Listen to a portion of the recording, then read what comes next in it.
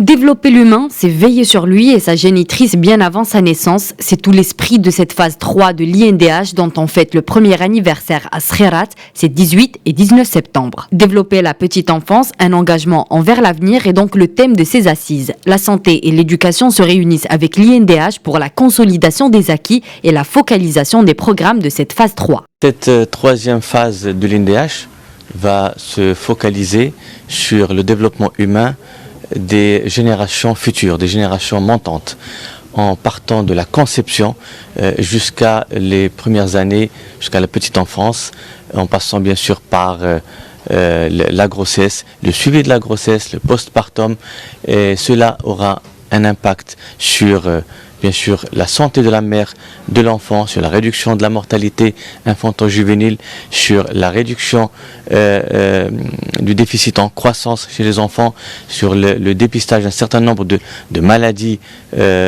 congénitales qui va permettre une meilleure croissance de l'enfant, une meilleure scolarisation et également une meilleure insertion dans la société. Cela va passer pour ce programme 3 par l'appui au ministère de la Santé.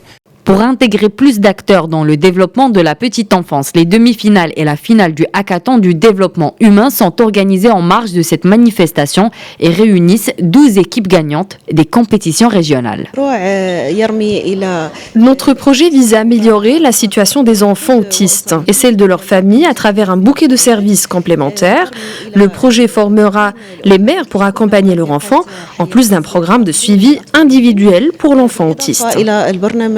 Plus de 500 participants concernés par le développement de la petite enfance prennent part à ces assises inaugurales dans des panels dédiés aux divers aspects de la thématique à l'occasion de l'anniversaire de la troisième phase de l'Initiative nationale du développement humain.